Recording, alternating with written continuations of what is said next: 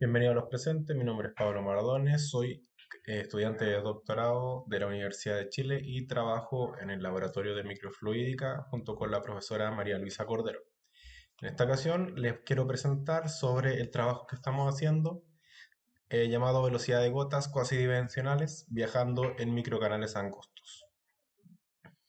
La motivación de este título es tratar de explicar este experimento que se está mostrando en pantalla, que es de una gotita aplastada que viaja por un microcanal de 600 micrones de ancho.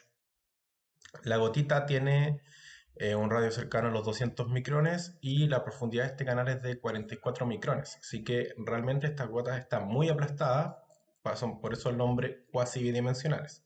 Y como se pueden fijar en el video, la velocidad con la que va moviéndose la gota va cambiando en el tiempo. Entonces uno quisiera encontrar un modelo que explique la dependencia de la velocidad de traslación de una gota en los microcanales. El esquema de este microcanal consta de dos entradas, una para aceite y otra para agua, que se conectan al canal y cuyos caudales se pueden regular mediante dos bombas de jeringa que se puede controlar el caudal de manera independiente. Estos flujos se concentran en esta región de aquí, donde el flujo de aceite corta el flujo de agua para formar la gota que viaja por el microcanal. Debido a que estos microcanales fueron fabricados con la técnica de litografía blanda, la profundidad de los canales suele ser muy pequeño en comparación al ancho de estos canales. Y debido a eso, si cuando la gota es lo suficientemente grande, no tiene la posibilidad de ser redonda y se transporta de manera aplastada, achatada. En este caso, nosotros vamos a considerar que se comporta como si fuera un cilindro. Este cilindro es arrastrado por el flujo de aceite que tiene un perfil uniforme con una velocidad promedio v y este flujo empuja la gota que se mueve a una velocidad u sub d.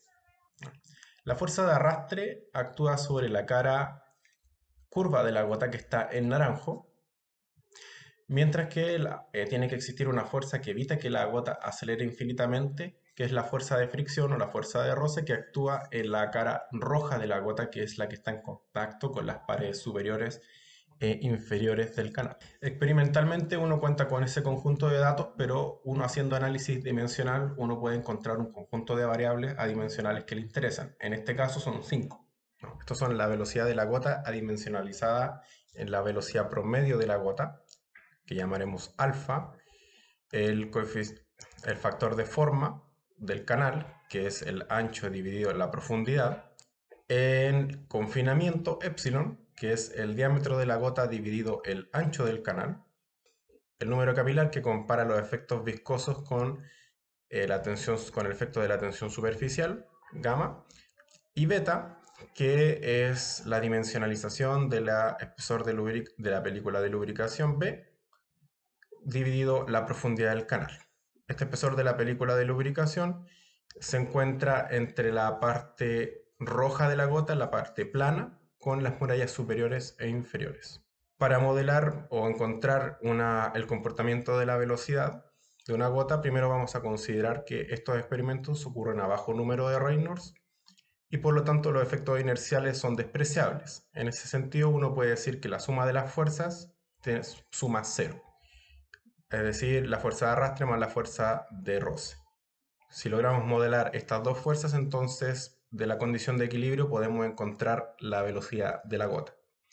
La fuerza de roce, como habíamos explicado, ocurre por la interacción de la cara plana de la gota con las paredes superiores e inferiores del canal. Entre ellas se forma una película de lubricación de espesor V, que es la responsable del intercambio de momento. La fuerza de roce, por lo tanto, va a ser proporcional al área de contacto por el esfuerzo cortante en esa cara, en estas caras. Como son dos caras circulares, son 2π por r cuadrado, y los esfuerzos de corte los vamos a estimar como que son proporcionales a la viscosidad y al gradiente de velocidades, donde el gradiente va a ser proporcional a la velocidad de la gota dividido el espesor de la película de lubricación. La fuerza de arrastre, por otro lado, la vamos a modelar debido a la interacción que genera el flujo con el borde curvado de la gota, cuyo diferencial de área es R por d teta, por el perímetro, por H, que es la profundidad de la gota o del canal. Y se sumarán los efectos de los esfuerzos normales y cortantes en el borde de esta gota que sean paralelos al eje X. Por eso se evalúan en la cara R, que es donde está el borde. Sin embargo, los esfuerzos no se van a calcular a partir del campo de velocidades, sino que a partir de un potencial de velocidad. La presión en una celda de Hillich-Chow se relaciona con el potencial de velocidades mediante la expresión que aparece aquí, de que depende de la viscosidad y la profundidad del canal, y el campo de velocidades es el gradiente de este potencial phi. Al evaluar estas condiciones en los esfuerzos normales y cortantes, se obtienen las ecuaciones que se encuentran acá. Sin embargo, los términos que son derivadas radiales o términos 1 sobre r escalan con el radio de la gota de la forma 1 sobre r cuadrado. Y estos términos son mucho menores que el término que depende de 1 sobre h cuadrado, pues las gotas tienen más radio que profundidad, porque son gotas aplastadas. Por lo tanto, se pueden despreciar estos términos de acá y las componentes del arrastre solamente equivalen a los efectos que genera la presión. Para calcular la fuerza de arrastre sobre una gota se suelen utilizar potenciales que son la combinación de un potencial uniforme más un dipolo, que generan el efecto de un cilindro. Sin embargo, para generar los efectos de la muralla, de las murallas laterales, se considera el artículo de Beatus del año 2012, que considera un conjunto de dipolos separados a una distancia equivalente al ancho del dipolo central para que se cumplan las condiciones de no penetración en los bordes. Así que sustituyendo ese término en la fuerza de arrastre, considerando que la fuerza de arrastre tiene que ser igual a la fuerza de roce en el equilibrio, se obtiene esta expresión que al adimensionalizarla por las variables adimensionales quedaría de esta forma, que contiene tres términos importantes. El primero es el efecto sobre el arrastre del perfil uniforme. El segundo es el término del arrastre debido al confinamiento de la gota, es decir, la gota más los efectos de la muralla, que depende de alfa, que es la razón de velocidades, y psi, que es esta función de aquí, que va entre 2 y 3, y algo, y que crece cuando el confinamiento es mayor. Es decir, a medida que la gota es más grande, el efecto del arrastre, el arrastre es debido a los efectos de la muralla, de la interacción gota-muralla, se vuelven más importantes.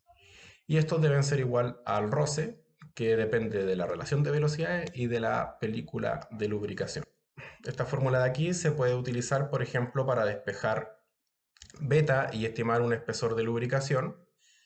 Para el experimento que les mostré al principio, que teníamos un microcanal de 600 micrones, vamos a estimar el espesor de la película de lubricación para una gota de un diámetro de 300 micrones y que se mueve a un 70% de la velocidad del aceite que lo está empujando.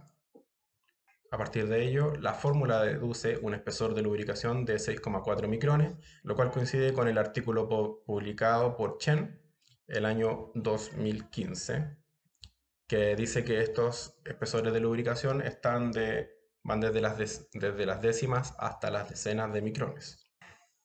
También es interesante despejar alfa de la ecuación y ver su dependencia del confinamiento y del espesor de lubricación. Vemos que para un mismo espesor de lubricación, a medida que aumenta el tamaño de la gota, también aumenta la velocidad de la gota respecto a la velocidad del aceite, lo cual es un efecto que se debe exclusivamente al efecto de que hemos considerado las paredes laterales. Sin las paredes laterales, este efecto no se ve, y es un efecto que coincide con lo que se muestra, con lo que se ha medido experimentalmente o lo que se observa experimentalmente. También se encuentra una deducción que es lógica, que es muy obvia, que a espesores de lubricación pequeño la gota se mueve más lento y a espesores de lubricación mayor la gota se mueve más rápido, pero nunca mayor que la velocidad del aceite. Y se preguntan dónde está el efecto del número capilar. Bueno, la dependencia del número capilar está implícita en el beta, ya que sabemos de los artículos de Bretherton o de Reinelt que el espesor de lubricación depende del número capilar. Entonces va implícito aquí, aunque todavía no lo hemos considerado en las ecuaciones. Finalmente lo que se hizo fue medir la velocidad de la gota y el tamaño de esta a medida que viajaba por el canal. Y lo que se observa es que tanto la velocidad de la gota respecto al aceite como el tamaño de la gota van aumentando. El aumento del tamaño de la gota se puede explicar porque estas celdas, debido a que son confinadas, se genera una diferencia de presión entre el inicio del canal y la salida del canal, porque hay un gradiente de presión. Y como la presión es mayor a la entrada, esto provoca que se dilate un poco el canal del orden de 5 a 10 micrones y que tengamos una altura que va variando. Producto de esto, las gotas que al principio tienen un diámetro se empiezan a aplastar y a redistribuir aumentando su diámetro. Y con eso logramos explicar el aumento del tamaño. Pero también este aumento del tamaño lo que hace es que crezca la importancia de la interacción gota-muralla y por lo tanto que la gota empiece a moverse más rápido debido a la interacción de las murallas. Bueno, las conclusiones es que se desarrolló un modelo que permite predecir la velocidad de una gota a medida que viaja confinada por un canal.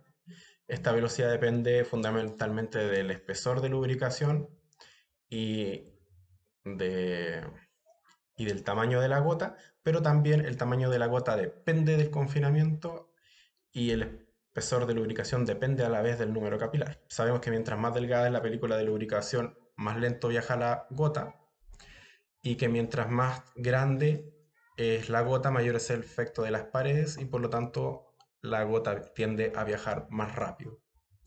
También se observa que experimentalmente las gotas tienden a hacerse más grandes al final del canal y por lo tanto comienzan a moverse más rápido, esto debido a que el material de los microcanales es un material elástico. Gracias por su atención y estamos atentos para las preguntas.